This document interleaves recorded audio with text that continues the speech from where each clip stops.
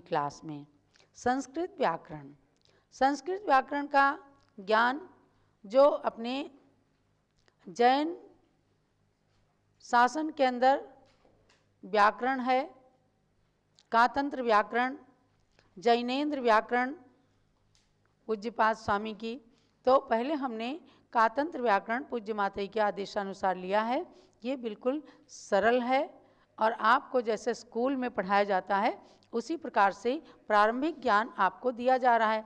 तो इसमें संधि प्रकरण चल रहा है। चलिए हम इसको प्रारंभ करते हैं। सरस्वती नमस्तुभ्यं वरदे कामरूपिणी विद्यारंभं करिष्यामि सिद्धिर्भवतु मे सदा। सरस्वती माता की कृपा प्रसाद से हम सब की वाणी को शुद्ध करने वाली संस्कृत भाषा का ज्ञान हमें प्राप्त हो, इसके लिए हम चलते हैं स्वर संधि की ओर।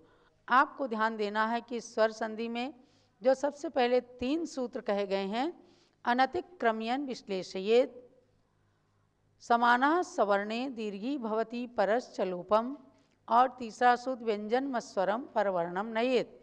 ये पूरी व्याकरण के अंदर आपको इन 3 सूत्रों को लागू करना रहेगा। जहाँ भी संधि करने की बात आएगी तो पहले एक एक शब्द को अलग अलग करेंगे। ये है पहला सूत्र, माने 23 नंबर का सूत्र। पुनः किस प्रकार से उनकी संधि करेंगे ये प्रक्रिया है, और उसके बाद में संधि का पूरा स्वरूप दिखाएंगे व्यंजन मस्वरम परवर्णम नयेत् इस 25वें सूत्र के द्वारा। तो कल आपने जाना था तवाभ्युदयः की बात। केवल इसमें जैसे पहले छोटा आ की संधि, फिर बड़ा आ की संधि, फिर छोटी ई की संधि, यानी एक एक वर्ण के अनुसार लिया गया। अब आप इसमें देखेंगे बड़ा आ और बड़ा आ की संधि।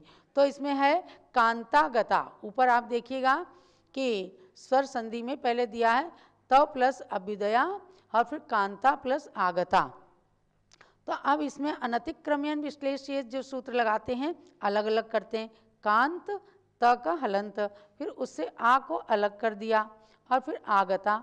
अब इसकी हमें संधि करनी है, तो संधि करने के लिए पहले अलग अलग किया, फिर बाद में जो आया समाना सवर्णे दीर्घी भवति परश्च लोपम।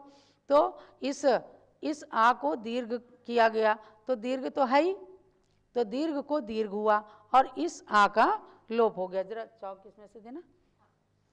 इस आ का लोप हो गया तो कांत आ प्लस आगता। परवर्णम इसमें कहा गया कि सवर्ण के आने पर समान सवर्ण दीर्घ, यानी ये दीर्घ हो जाता। तो पहले छोटा आ को दीर्घ किया था, अब बड़ा आ है तो ये दीर्घ ही है, इसको दीर्घ ही रहने देते। पर का लोप माने इसका लोप हो गया। तो फिर अब 25 नंबर के सूत्र से करेंगे कि व्यंजन मस्वरम परवर्णम नयेत्, यानी कि ये जो स्वर रहित व्यंजन है ये हलंत हो गया, तो इसको इसने मिला लिया तो कांता हो गया, है ना। और ये यहाँ का तो लोप हो ही चुका, कांता गता। ऐसे करके ये संधि हो गई। प्रक्रिया है, यूँ तो कह देंगे कांता प्लस आगता, उसकी संधि हो करके और कांतागता बन गया। आपको जनरल पुस्तकों में पढ़ाई जाती है दीर्घ संधि। तो इसकी प्रक्रिया कातंत्र रूपमाला के अंदर इस प्रकार से है। तो आपने छोटा आ की संधि तवाभ्युदया में पढ़ लिया, अब बड़ा आ की संधि कांतागता में पढ़ लिया। अब आप आएंगे ई में, तो छोटी ई की संधि कैसे, दधीदम को अनतिक्रम्यन विश्लेष्य सूत्र से इसको अलग अलग किया, दद छोटी ई और प्लस इदम। अब उसके बाद में इस 24 नंबर सूत्र से इसका लोप कर दिया, ये ई है, और इसको बड़ी ई कर दिया। परश्च लोपम, पर माने आगे के ई को लोप हो जाता है और इस ई को दीर्घ कर देते हैं। जब बच्चों को पढ़ाते हैं तो कहते हैं छोटी मिलके बड़ी हो गई, लेकिन प्रक्रिया ये है कि एक ई का लोप हो गया और एक ई को दीर्घ कर दिया। फिर बाद में व्यंजन मस्वरम परवर्णम नयेत्, ये 25वें सूत्र से स्वर रहित ये व्यंजन है। दद में धा जो है ये व्यंजन है और इसमें हलंत लगा दिया तो स्वर रहित हो गया, इसको इसमें मिला दिया तो दधीदम, ये बन गया दधीदम। ये हो गया। तो ये छोटी छोटी की संधि है। अब आप देखो कि बड़ी बड़ी की संधि, तो नदी हते। अब इसको 23 नंबर सूत्र से अलग अलग किया, नद ई प्लस ई हते। तो बड़ी बड़ी में वही बात है कि बड़ी का तो बड़ी ही रहेगा, जब उसको दीर्घ करेंगे तो इससे 24 नंबर सूत्र से ये बड़ी बड़ी है और इसका परस्य लोपम, इससे लोप कर देते हैं। और फिर 25 नंबर के सूत्र से इसको इसमें मिला दिया, स्वर रहित व्यंजन में स्वर बड़ी ई मिल गई तो नदी हते बन गया। समझ में आ गया ना? ये बड़ी ई की संधि है। समाना सवर्णे दीर्घी भवति परस्य लोपम। अब आप देखिए उ, तो छोटा ऊ की संधि, तो वसु भयो ऊपर है, वसु भयो, तो वसु भयो में अलग अलग किया हमने 23 नंबर के सूत्र से, वस इसका ऊ निकाल दिया, फिर उभयो हो। तो अब इसी प्रकार से 24 नंबर के सूत्र से इस ऊ का तो लोप हो गया और यहाँ पर ये ऊ जो है बड़ा ऊ हो गया। बड़ा ऊ हो गया तो बड़ा ऊ ये इस स में मिल गया वसु और इसका लोप है तो ये मिल गया वसु भयो बन गया। समझ गए? ये वसु भयो बन गया। तो ये छोटा ऊ और छोटा ऊ की संधि थी। अब आप आइए बड़ा ऊ की संधि। आपको केवल प्रारंभिक ज्ञान कराने के लिए बताया गया है। देखो बधूढ़ा है तो वद ऊ प्लस ऊढ़ा, बद ऊ प्लस ऊढ़ा, इसको निकाला अलग अलग किया तो ऊ हो गया और बड़ा ऊ में बड़ा ऊ ही रहा दीर्घ में। अब इसको जो है हमने लोप कर दिया, ऊढ़ा के ऊ को लोप कर दिया। अब इसको 25 नंबर के सूत्र से बधूढ़ा, जब हम लोग याद करते थे ना तो बार बार सूत्र बोलते थे, कैसे याद रहे? अनतिक्रम्यन विश्लेषित समाना सवर्णे दीर्घी भवति परस्य लोपम, फिर व्यंजन मस्वरम परवर्णम नयेत, बार बार आप बोलेंगे बस याद हो जाता है सूत्र। ऐसे करके तो बड़ा ऊ की संधि हो गई, बधूढ़ा बन गया। ये समझ में आ गया होगा आपके।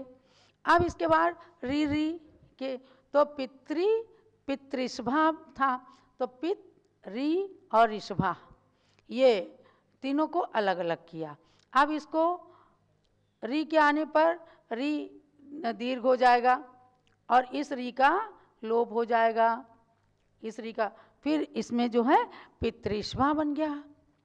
तो ऐसे आपको इसमें देख करके बनाना है। ऐसे ही मातृ प्लस ऋकारेण है, तो पहले सब में व्यंजन से स्वर को अलग कर देते हैं, तब ये हलंत हो जाता है। व्यंजन हमेशा हलंत होते हैं, इसमें जब स्वर मिलते हैं तभी वो उच्चारित किए जाते हैं।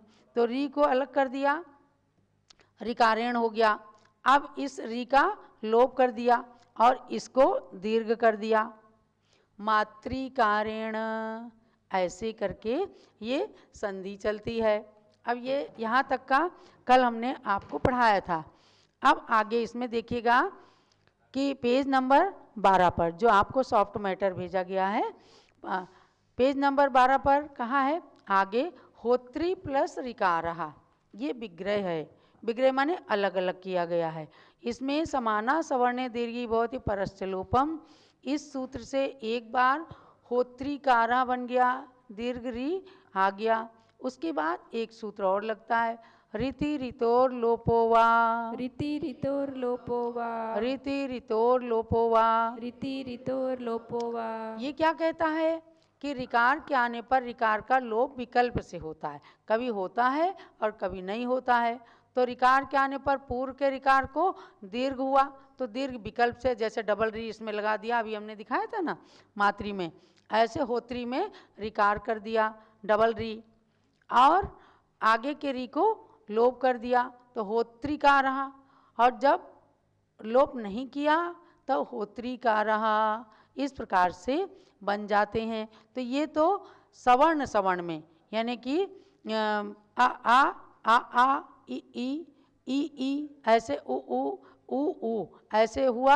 अब आपको असवर्ण की संधि में कल हम ले चलेंगे, जैसे देव प्लस इंद्रहा, कांता प्लस यम, आ ई के संधि, आ ऊ की संधि, इसमें असवर्ण वर्णों की संधि में हम ले चलेंगे। है ये स्वर संधि, तो स्वर संधि यानी स्वर का मिलाप होकर के स्वर संधि बनती है। इसको आपको जानना है बिल्कुल सरल तरीके से, ताकि